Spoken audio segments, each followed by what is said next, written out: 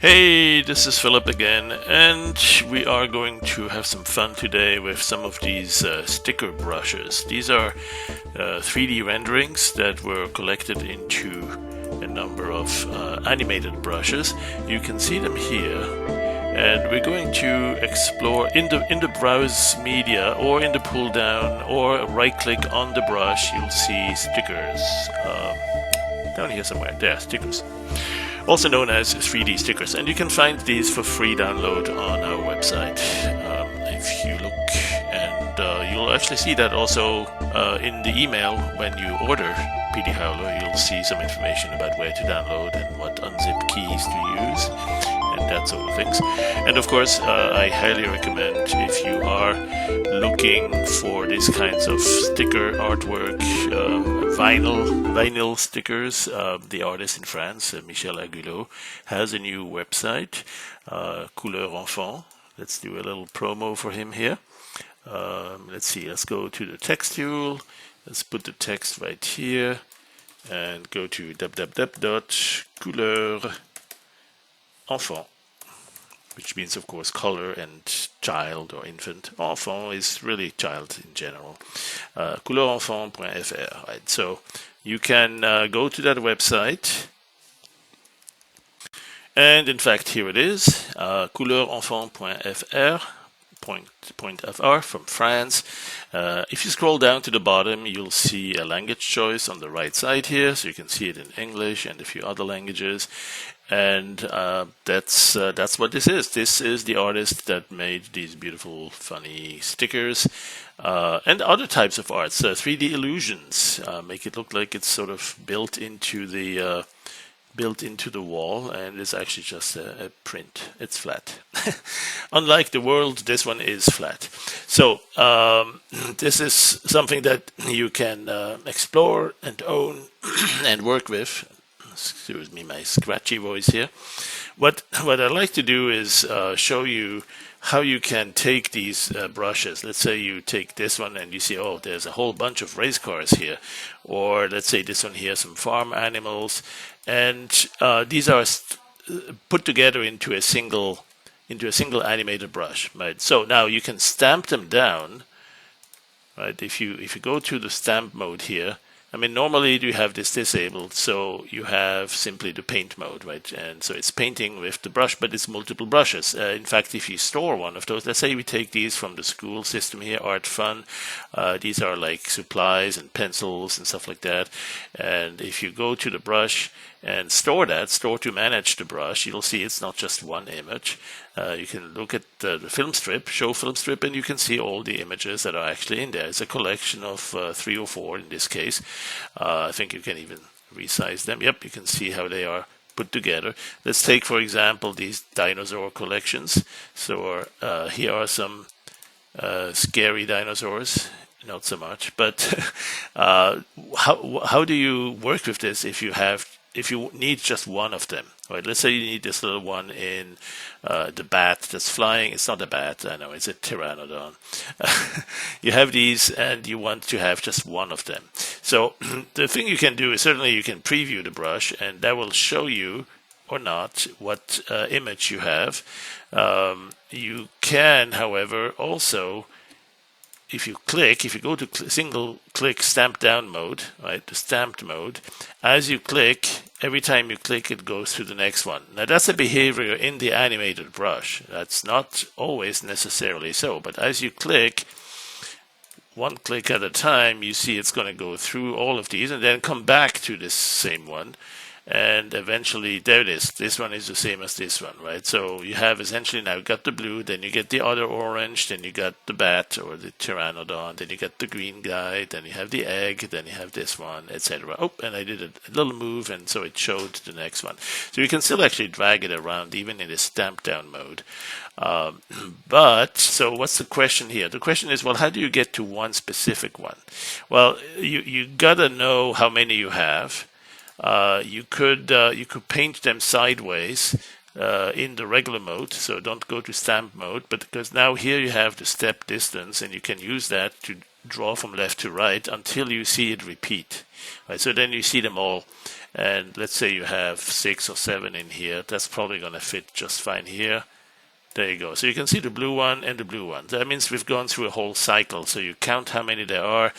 There is a little long neck. There's another long neck. So there's one before the blue, another one after. There's the flying machine. There is the green friend. There's the egg. There's another greenie. And then there is one more.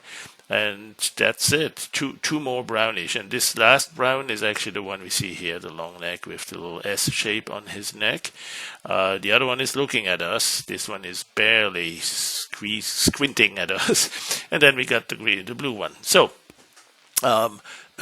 we know which ones we're looking for. Let's say we're looking for the green guy, right? So you can click a few times, and you know if you go to the stamp mode, you know the next one is going to be okay, we got the green guy, then we have the orange guy, then we have another orange guy, then we have the blue one. And so as you go carefully there without moving, see, now we went too far. But it's basically the idea is you can go through one or the other. And what you could do at that point, let's say we have this, there we know the next one is going to be this, the green one we want. So what you do, if you want to isolate this into its own brush, and mind you, it does need the transparency with that too. So what you can do in the settings, you can go to the special effects, FX tab, and maybe pin this down, and then enable the effects down here for the additive mode. Change it, the modal, to the last option here, paint on RGB and alpha. And when you do that, you paint one. Oh, see, I got 2. So I did a little bit of a movement. You got to be careful. Well, here's one. Here's another. Right? Each of those will be painted, and you'll see also the marching ants around it. So it's actually painted the alpha. It's done RGB plus alpha on whatever it actually painted. And so that's a good way to reconstruct the selection mask. All right, so you can go one more and one more until you have a good idea of where that blue one is going to come. You got to make sure you reset this though, because if you clear it and so on, things may not be exactly where you needed them. So deselect that, clear it, and boom. Nope, that's not it. Let's do that again. There you go. Boom. See, I mean, that's one thing we need to work on. Maybe we need to make it so it's not so super hypersensitive. Right now we have a little bit of a sensitivity issue here where it's even a tiny little bit of a movement. If I press down but move the mouse a tiny little bit, it sees the movement. And so that's not going to be useful. Let's see. Okay, here's one. Let's say we want to isolate this one, right? What you can do at this point, when you have only one that's selected, really easy. Right? What you do is you simply go to the brush menu and you say copy the selected as brush. Right? And so what it does is it looks for the bounding box of everything that's selected, and the only thing that is selected is inside the dinosaur right now. So that will get you a very tight copy of exactly that to the pixel where the selection is contained. So you have a very tight bounding box, and then you can store that brush, and you see it's just that one. But the nose touches, the feet touch at the bottom, the tip of the tail touch the edge. And when you look at the film strip, there's only one image. It's not an animated brush anymore. So mission accomplished, but it's a little bit tight, right? So you can certainly paint with that. And now, as you paint, it's the only image that's being dragged around and painted. Left button shows it, right button erases it to the background color or secondary color. But so let's say we wanted actually a different. Let's say here's a couple of farm animals, and we wanted to have a little bit more margin. There's another option for that too. So in fact, I might still be able to recover it if I have enough levels of undo. Let's see if we can go back to where that dinosaur was stamped with the selection mask around it showing. There it is. Right. So now what I'm going to do is brush. Second option, copy selected with margins. Right, so when you select it with margins, it adds a little bit, I don't know, 5 or 10 pixels or something like that. And so go down there to the second option, copy selected with margins. And now it took that, and you should have, if you store the same one here, wait, where did I put that? Oh no, I stored the image, sorry. I need to store the brush. Store and manage a copy. There you go. Okay, so that's not right. I did not have the right selection in place. It took the whole image. So let me do that again until, there you go. I have this. Let's go brush, copy selected with margins, and brush, Store image. There you go. Okay, so now we can also here show the film strip, but you can tell that there's a little bit of margin. There's a little bit room here. The tip of the tail is not touching the edge of that frame. Whereas here it's really spot on. Here you can tell it's right on it. Whereas this one here, there's a tiny little space. So there's a little margin on that one. And that might be just better and easier to use. And you can certainly also, I think at this time, enable the preview. There you go. So you can see with the eye, you can see, where is it going to be placed. And so you can still use the stamp down mode, stamp me mode here, and place him exactly there. But again, if you accidentally move a little bit, it might have 2 or 3 of them. It's not easily seen though, because it's only one image, so it's not going to have 2 different colors of different types of dinosaurs there. Whereas if you take the original, like say here's some circus animals, a lot of balloons and clowns and others. Here's some fairies, and here's some, what are these? Oh yeah, some wildlife. Some fun fruit, right? So fruits and vegetables. So when you see these, and let's say you want one of those to be in its own brush, you can easily do that.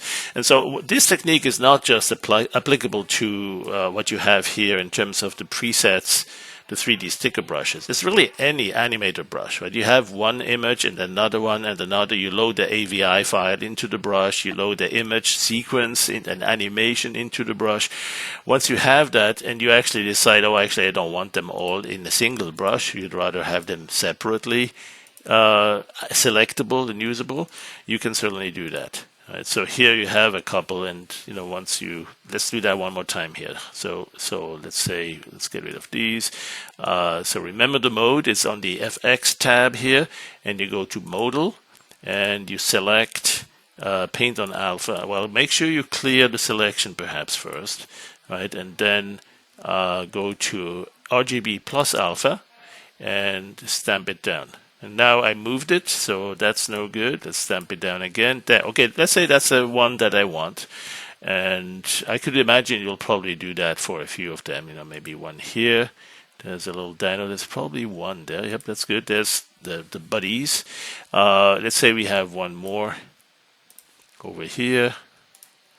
And one more dragon. No, that's the castle. Okay, so let's say actually you have this. This is more of a sprite sheet now. You have a couple of different images. And yeah, they're not aligned perfectly in the same number of rows and columns or something like that. But how do you take this? Let's say you have one assembly of these and the selection mask that shows where it should be transparent and the inside should be opaque, visible. How do you identify that? Because you can't just go to copy selected as brush, because there's several images that are selected here, right? So what you do is you use the custom brush pickup tool. You're gonna you're gonna be a pickup artist, quite literally. You're gonna pick this tool here, the custom brush pickup or selector, and then you use the what's it called, the marquee, and you say, okay, let's pick this guy around here. You can go straight to the bottom of the feet if you want, or just give it a little margin. Boom. So that picks one up. All right, so then you have a first brush. Store that one into a standard brush. Okay, then you go and pick another one. So go to the custom brush pickup tool again. And there's a shortcut for that, I believe. We'll use it for the next one. This one here will do still like that. Boom, pick that one up. So we have now another custom brush. All right, so we go to brush and store and manage that one. So now we have 2 custom brushes, and so you see how that works. You can easily, in fact, even you can rearrange them into the same brush but just a different sequence, right? Let's, for example, this one on the right side, you wanted them to appear before the one on the left side in the sequence of brushes as an animator brush. You could easily do that. You could go with that same custom brush pickup tool and say, okay, pick this one up. There you go, something like that. And so store this one, store and manage this brush. And then you have the other one. This one here on the left side was stored over here. Right, let's put them next to their originals. So this guy stored here as a brush. This one is stored here. So if you pick this and you want to add it to this one, you can simply say add frame. All right, let's see what happens. Here's a show film strip. We have one image right now of the dude looking to the right. If I say add frame, it's the other one that I just picked as the custom brush, and it's adding it to this stored copy. Now, I don't want that, so I'm going to delete this frame. So we have just one image in here as we initially wanted. No film strip, really. And here, same thing, no film strip here. But let's say we have this one here for this weapon. Let's say the castle, we need two. So, in fact, we can zoom into that if you want to be a little bit more precise with our aiming. You can zoom in to identify exactly, where you want to start or end set the limits of your selection. Let's turn the preview off here so we don't see that dragon. But let's say we do, here is the custom brush selection tool again. So you can go straight to the bottom of the castle if you need to, or give it a little margin and select something like this much. There. And so with that, we now should have another custom brush we can store and manage. There it is with the castle. And I think, if my memory serves me right, there was one left. Yep, on the right side, and that's with the two buddies together, two dragons. And so we will have the custom brush. What was the tool for that? I thought there was a tool here to identify. No, maybe not. So this really is the tool you want to use, the custom brush pick tool. But there may be I thought there was a keyboard shortcut. Maybe not. So just click this and one more time. And now we have the twin dragons. And we stored them. Brush and store and manage a copy. And there we go. So now we have essentially a bunch of brushes that are individual images, whereas initially we started with an animated brush that had, custom animated brush that had a whole bunch of them. Let's go clear this. Let's go clear the selection mask, and we are now able to click here and paint with that. Click here and stamp or paint with that. Click here. So let's say we start with the castle. Take the castle, show the castle too with the preview. And we need the castle a little bit bigger, so that's already at full percentage here. I think we can make it bigger here. There you go, that's now 200%. We can even make it bigger here from the brush menu. Resample, there it is. And say make it even bigger than that. Right, something like this. So now we have the castle there. And stamp it down once. And there you go. And then we can go grab one of the castles. Here's your real estate agent selling you a castle. Here are the potential customers. We're going to give them different hues so we can identify them. There you go. Now these are the kids, but there's some parents that are looking at buying some real estate. This guy here is going to be blue. So hue setter, and maybe we'll add some color. Red, green, blue. We'll add some blue. We'll reduce the red and the green especially. There you go. So that should be a little bit more bluish. Maybe we want to add some hue and saturation and value, a little bit more brightness. There you go. So that now is this guy. Maybe we'll make him a little bit bigger too. And as a custom brush, sometimes you want it actually flipped around the other way, so you can paint it and you say no, that's not it, and you can flip it with the X horizontally, with the Y vertically. So let's say you want him like a bat down here. All right. So anyway, fun stuff. It's good to practice this so you're really familiar with the custom brushes. They are a thing of their own. Custom brushes is only one type of brushes in Dog Waffle. We have particle brushes. You see them right here. Tons of particles, different categories of particle brushes. And some of them will create single tree in one brush stroke, or bushes and all sorts of vines and other stuff like that. Anyway, so thanks for watching, and we'll be around, and we'll see you next time.